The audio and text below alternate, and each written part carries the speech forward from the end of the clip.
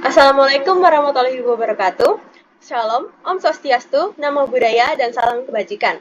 Yang terhormat Ibu Nia Mesari SEMSI, selaku dosen pengantar bisnis kelas B. Pada kesempatan kali ini, izinkan kami dari kelompok 6 untuk mempresentasikan mengenai lingkungan teknologi. Sebelumnya, izinkan kami memperkenalkan diri terlebih dahulu. Nama saya Farin Olivera. Saya Cecilia Faustin. Dan saya Laurencia Jonagata. Sebelum masuk ke penerapan lingkungan teknologi dalam perusahaan, ada baiknya kita mengenal mengenai lingkungan teknologi itu sendiri. Lingkungan teknologi adalah semua cara perusahaan untuk menciptakan nilai bagi konstituen mereka, baik pemasok maupun pelanggan mereka. Mencakup mengenai pengetahuan manusia, metode kerja, peralatan fisik, elektronik, telekomunikasi, dan berbagai sistem pengolahan yang digunakan. Selanjutnya adalah dua kategori umum teknologi dalam bisnis. Yang pertama adalah teknologi produk dan jasa, di mana teknologi digunakan untuk menciptakan produk baik secara fisik maupun jasa bagi pelanggan. Yang kedua, teknologi pengolahan bisnis. Teknologi digunakan untuk meningkatkan kinerja operasional perusahaan atau meningkatkan hubungan perusahaan dengan pemasok ataupun pelanggan secara lebih optimal. Perusahaan yang kami ambil adalah Unilever. Nah, contoh teknologi produk dan jasa dalam Unilever itu yang pertama teknologi produk. Mereka menggunakan bioteknologi. Jadi mereka menggunakan mikroorganisme sebagai pengganti sumber daya alam yang terbatas.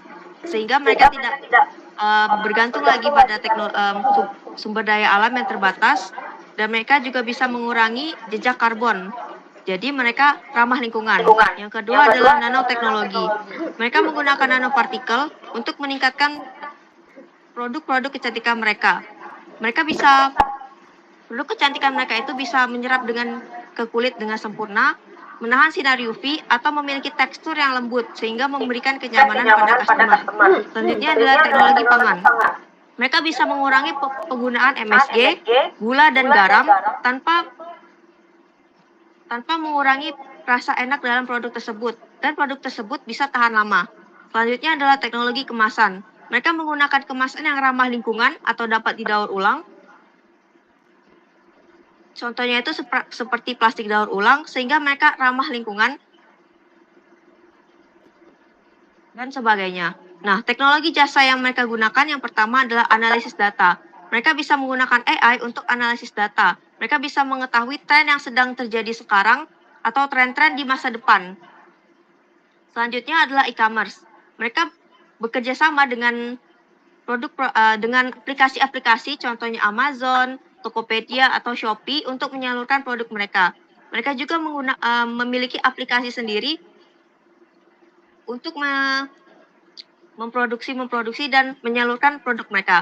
Selanjutnya adalah manajemen rantai produk. Mereka bisa melacak produk mereka keluar dari perusahaan hingga ke tangan konsumen dari warung-warung atau toko-toko kelontong. Contoh produk mereka yang pertama adalah Dove. Dove ini memiliki campaign di mana mereka menunjukkan kecantikan wanita di seluruh dunia dari berbagai ras seperti kulit hitam atau ras Eropa atau ras Chinese dan sebagainya. Yang kedua adalah produk Persil.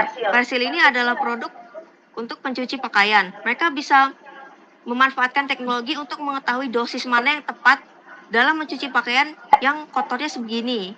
Yang ketiga adalah Magnum. Mereka menggunakan teknologi 3D untuk memproduksi kemasan Magnum secara efisien dan menarik bagi pelanggan. Selanjutnya saya akan menjelaskan teknologi dalam proses bisnis. Yang pertama adalah CRM atau Customer Relationship Management, di mana Unilever ingin meningkatkan pengalaman konsumen dan mengumpulkan informasi pelanggan dengan lebih baik, sehingga mereka membuat program yang pertama Assured Solusi Real Dialog, di mana di sini manajer dan eksekutif bisa mengukur kepuasan konsumen tentang produk mereka secara online dan real time. Yang kedua, ada SCM atau Supply Chain Management, di mana di sini Unilever memiliki manajemen rantai pemasok yang dinamakan Agricultural Supply, yang di mana ini merupakan jembatan bagi Unilever untuk bekerja sama dengan para petani lokal yang menjadi pemasok bahan baku dari produk-produk Unilever. Yang ketiga ada IoT atau Internet of Things. Di sini IoT berperan sebagai pembantu untuk memantau kondisi mesin, kontrol kualitas, dan efisiensi energi yang digunakan oleh Unilever. Lalu, pengumpulan informasi dan pengelolaan data operasional perusahaan secara spesifik di teknologi proses bisnis akan diintegrasikan dalam ERP. ERP merupakan Enterprise Resource Planning atau perencanaan sumber daya perusahaan, yang artinya merupakan sistem informasi skala besar yang mengorganisasi dan mengelola perusahaan itu sendiri. Nah, Unilever menggunakan basis sistem SAP atau System Application dan Product dan TI atau Teknologi Informasi melalui dua program yaitu SQMP atau Suppliers Quality Management dan Assessment Program yang berkaitan erat dengan SCM atau Supply Chain Management. Karena ini berkaitan dengan bagaimana kualitas pemasukan produk tersebut. Program keduanya adalah SAP Advanced Planning Optimizer. Nah, ERP sendiri di perusahaan ini diharapkan dapat mengatasi masalah-masalah dalam perusahaan. Modul pengimplementasian SAP perusahaan ada 5, yaitu Finance and Controlling atau FICO, yang mengatur mengenai arus keuangan, mengenai pengeluaran, utang piutang, pendapatan, dan biaya perusahaan yang dikeluarkan, melalui pencatatan maupun pelaporan keuangan. Yang kedua ada Warehouse Management atau manajemen gudang, yang berkaitan dengan pengelolaan penyediaan produk, baik pengirimannya, penerimaannya, penyimpanannya bagaimana, serta pengambilan produk tersebut. Yang ketiga ada Business Warehouse atau gudang bisnis, yang berkaitan erat dengan pengumpulan, penyimpanan, dan analisis data demi pengambilan keputusan di masa depan, di mana data-data tersebut biasanya bersifat real time. Yang keempat ada production planning atau proses produksi, yang berkaitan dengan bagaimana cara produk tersebut dibuat, jumlah produknya, pemenuhan permintaannya secara lancar, tepat waktu, dan peminimalisasian biaya dalam produksi tersebut.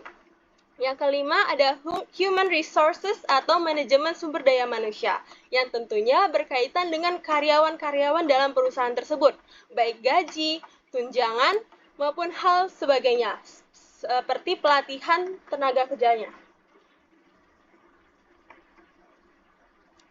Nah, ini merupakan dokumentasi bukti diskusi kami, ada secara online, WhatsApp, maupun secara langsung.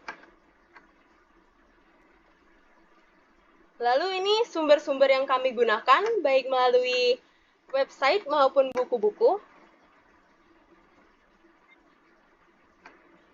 Sekian presentasi dari kami. Apabila ada kesalahan dalam kata-kata, mohon dimaafkan.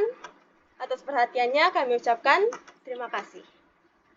Terima kasih. Terima kasih.